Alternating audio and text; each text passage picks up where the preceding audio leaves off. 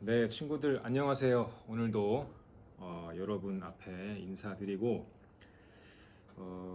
계속해서 우리 로마서 말씀을 보고 있는데 오늘은 여전히 예수님에게 말씀이 머물러 있고 예수님의 죽음과 부활이 무엇인지 우리에게 어떤 의미이고 어떤 유익을 주는지 그런 내용이 적혀 있습니다. 그래서 특별히 교회에서 오래 있으면서 여러분이 유아 세례를 받았다든지 그리고 이제 입교를 하겠죠. 그리고 아니면 어릴 때는 세례받지 않았지만 여러분이 만 14세가 넘어서 여러분의 자의에 의해서 자발적으로 학습을 받고 세례를 받은 친구들이 꽤 있는 걸로 제가 알고 있거든요. 보니까 중등부, 고등부 때 거의 세례랑 입교를 다 하게 하더라고요. 그래서 특별히 오늘 말씀 중에 있는 이 세례라는 단어가 여러분에게 어떤 의미가 있는지 한번 되새기는 그런 시간 됐으면 좋겠습니다.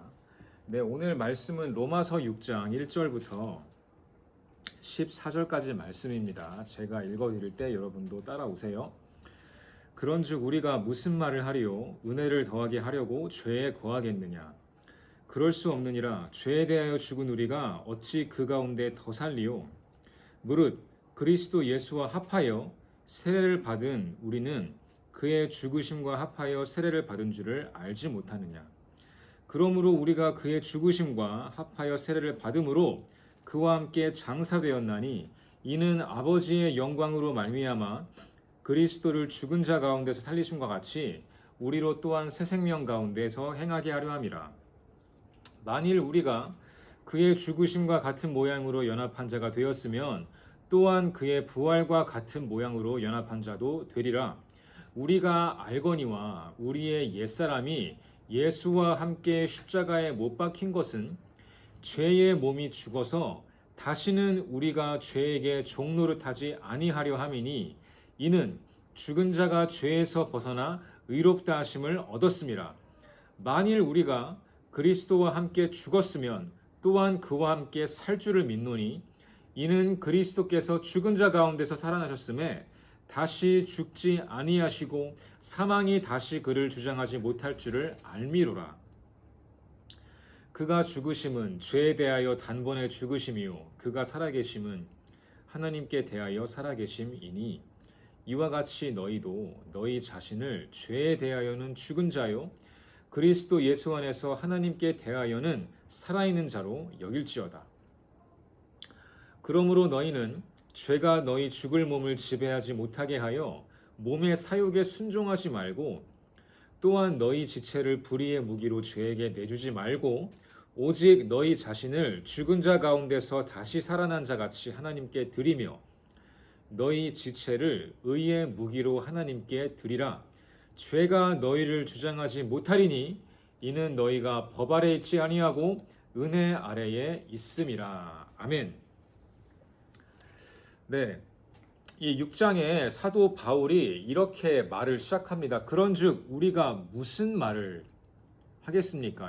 어디다 무슨 말을 하냐면 이 계속해서 지금 이어지고 있는 로마서 내용이겠죠. 그 내용인즉슨 우리가 죄를 질 수밖에 없는 그런 사람이고 인생인데 그 가운데 하나님의 섭리, 하나님의 축복, 즉 예수님께서 우리를 위해 오셔서 우리의 죄를 대속해서 죽으신 것이 믿는 저와 여러분에게는 정말 큰 축복이 되어서 다시 한번 우리가 하나님을 바라볼 수 있는, 하나님을 예배하고 하나님 앞에 나아갈 수 있는 그런 사람이 되었다는 것 아니겠어요? 그런데 그런 이 은혜 앞에 우리가 무슨 인간적인 말을 보태겠냐는 거예요. 재밌게 말해서 은혜를 더하게 하려고, 즉 예수님의 그 숭고한 죽음과 십자가의 사건이 더 커 보이게 하려고 우리가 죄를 짓겠느냐. 우리가 하나님을 더욱더 영광스럽게 보이기 위해 그에 반해 우리의 어둠을 더 내보이겠느냐, 이런 말을 하는 거예요. 그렇게 살지 말라는 거죠. 말도 안 된다는 거죠. 그럴 수 없다. 왜냐하면 죄에 대해 죽은 우리가 어찌 그 가운데서 더 똑같은 모습으로 남아있겠냐는 거죠. 여러분, 여기서 세례라는 단어가 등장합니다. 무릇 그리스도 예수와 합하여 세례를 받은 우리는 그의 죽으심과 합하여 세례를 받은 것을 너희가 알아야 한다. 자, 여러분, 우리가 받은 세례의 장면을 한번 떠올려 봅시다. 저와 여러분이 장로교회잖아요. 저희 교회가 교단적으로는 장로교회에서 주는 세례를 받았다면 여러분은 아마도 이제 주로 세례를 집도하는 분이 목사님, 담임 목사님이시잖아요. 담임 목사님이 여러분을 이제 의자에 앉히고, 여러분이 의자에 앉으면 주로 이제 장로님들이 그 세례 수라 그러나요? 성수라 그러나요? 아무튼 그거 이제 수발을 드시거든요. 도움을 주시는데, 거기에서 담임 목사님이 이 물에다가 손을 잠깐 담갔다가 여러분의 머리 위에 올리고 누구누구에게 성부와 성자와 성령의 이름으로 세례를 주노라, 이렇게 하고 아마 내려가는 그런 굉장히 짧은 시간 내 어떤 그 경험이 여러분에게 있어서 이 기독교 세례식일 텐데, 여러분 사실은 그것은 굉장히 약식으로 진행된 세례식입니다. 약식이라 함은 너무 이렇게 FM으로 완전히 그것을 하려면 쉽지도 않고 시간도 많이 걸리니까, 특별히 이 사람이 많은 대형 교회일수록 세례받는 신도의 수가 많아지기 때문에 사실은 그걸 우리가 좀 정말 마음으로 이렇게 축하도 하고 마음으로 누려야 되는데 그러지 못하는 게 현실적으로 좀 사실입니다. 그렇지만 원래 세례의 뜻은 이게 영어로 baptism이잖아요. baptism, 세례가. 이 baptism, 동사형으로는 baptize라고 하는 이 세례를 주다라는 단어가, 세례받다라는 단어가 원래 헬라어 단어는 baptizo라는 거예요. baptizo 이런 건데, 이게 원어적인 뜻은 잠긴다는 거예요. 여러분, 잠기는 게 뭐죠? 이게 막 담그는 거 말고 푹 잠기는 거. 예를 들어 이 테이블의 레벨이 물이라고 하면, 제가 한번 예를 들어 드릴게요. 액션을 또 하게 되네. 완전히 잠기는 겁니다. 이 아래에 여러분이 저를 볼 수가 없어야 돼요. 이렇게 딱 하면은 제 머리가 보이죠, 아직. 이거는 잠긴 게 아니에요. 이렇게 내려갔다가 짠! 이렇게 올라오야 이게 진정한 의미의 세례인데, 그래서 여전히 어떤 교단, 특별히 침례를 행한다고 하죠. 세례, 침례 같은 말인데, 침례교에서는, 그리고 제가 알기로 꽤 많은 그 수의 순복음 교회에서도 이렇게 오리지널리티를 좀 살려서 세례식을 하는 교회들이 여전히 많이 있습니다. 그래서 그런 교회들은 실제로 미국 같은 데는 자연이 이렇게 넓으니까 실제로 세례받는 사람들을 호수로 나오게 해서, 정말 호수에서 목사님과 몇몇 분들이 다, 성도가 다 같이 나와서 이 세례받는 사람이 완전히 거기에다가 푹 잠겼다가 쫙 올라가면 막 멋있게 막 쫙 이런 막 그 왜 샤워하고 나온 듯한 이게 쫙 그런 그 감동이 있어요. 그래서 그렇게 세례를 주기도 하고, 만약에 밖으로 못 나간다 그러면 이 본당의 이 무대에 욕조 같은 걸 준비해서 거기에 물을 채우고 사람을 거기다가 담갔다가 뺍니다. 그게 원래 세례식의 의미에 가까운 그림이에요.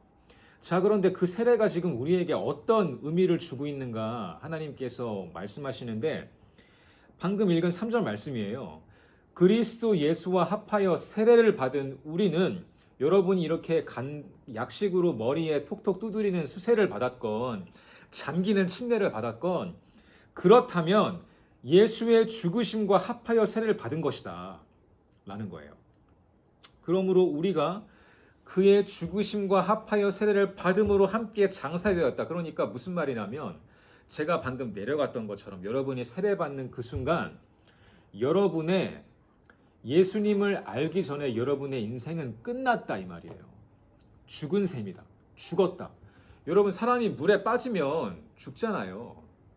그러니까 완전히 우리가 물에 빠져서 우리의 모든 부분, 머리부터 발끝까지, 내장까지, 그리고 심지어 눈에 안 보이는 영적인 부분, 우리의 마음, 심령, 생각, 사고, 태도, 삶에 대한 어떤 철학, 이 나에 대한 모든 것이 물속에 잠김과 동시에 마치 그것이 예수님께서 죽으시고 장사된 것처럼, 무덤 속에 있는 것처럼 그런 의미를 가진다는 말이에요. 여러분, 죽은 사람이 특징이 뭐죠? 죽은 사람은 움직이지 않아요. 자기의 뜻을 내세우지 않고 말도 없습니다. 그냥 가만히 그 죽음 아래 거하는 거 밖에는 죽은 몸뚱아리가 할 수 있는 게 아무것도 없어요. 그와 같이 우리가 세례를 받았다는 것은 우리는 여전히 목숨이 붙어 있고 여전히 숨을 쉬고 밥을 먹고 여러 가지 활동을 하며 사람들과 어울려 세상 안에서 살아가지만, 하지만 우리의 영적인 부분부터 시작해서 모든 우리의 여러분의 자아를 구성하는 모든 부분은 예수님을 만나기 이전의 삶은 끝났다는 거예요. 더 이상 예전의 내가 아니다. 그래서 예수님께서 요한복음 3장에 니고데모란 사람이 예수님을 찾아와서 랍비어, 선생님, 예수님, 사람이 영생을 얻으려면 어떻게 해야 됩니까? 라고 물어봤을 때 예수님의 대답이 사람이 영생을 받으려면 거듭나야 한다고 말씀하신 거예요. 그래서 니고데모가 의아해서 묻죠. 그 당시에는 이 세례라는 개념이 없었으니까.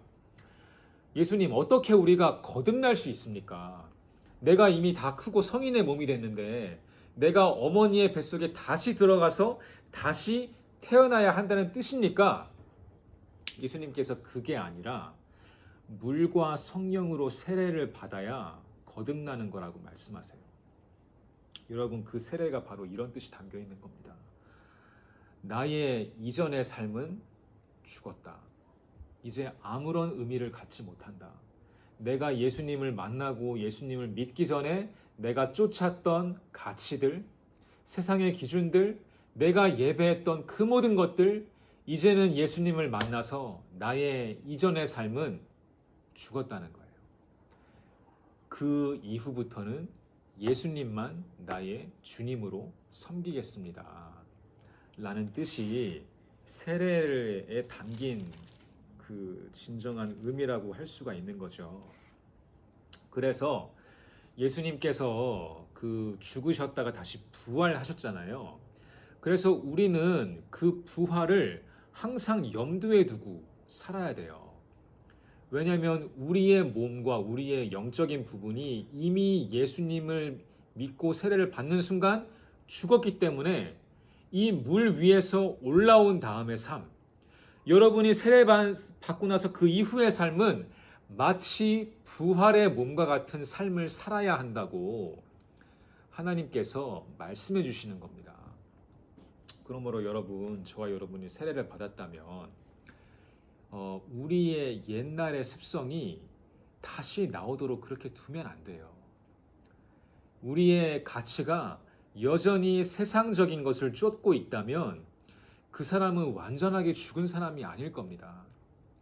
그러므로 여러분, 오늘 말씀을 통해서 내가 정말 예수님을 제대로 만나고 그분만을 섬기고 있는지, 다른 말로 내가 세례받은 사람처럼 살고 있는지, 진정한 예수님의 죽으심과 같은 급에 장사되는 것과 같은 의미에서 내가 세례를 받은 사람인지 한번 묵상해보고 돌아보는 시간이 됐으면 좋겠어요. 물론 우리가 몸에 죄의 습성이 남아있어서 계속해서 실수와 죄를 반복하는 습성이 있는 거 사실입니다.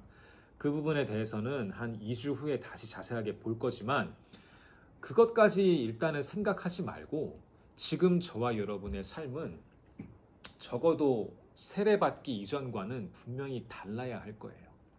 우리의 생각과 우리의 마음은 다른 것을 생각하고 다른 것을 바라며 하나님 중심의 삶을 살아야 할 줄 믿습니다. 그런 의미에서 이 교회 생활이 너무나 중요한 것 같아요.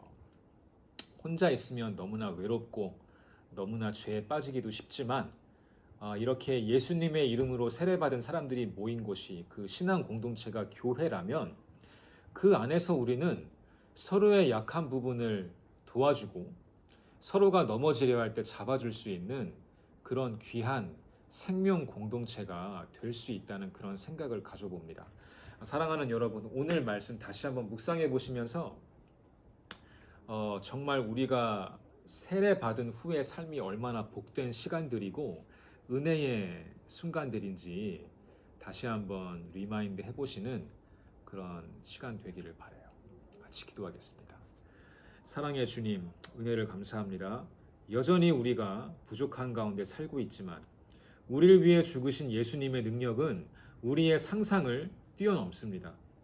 계속해서 우리의 삶을 생명으로 이끌길 원하시고 계속해서 우리의 삶에 하나님의 생명을 공급해 주시기를 원하는 그것이 하나님의 마음이고 예수님의 마음인 줄 믿습니다.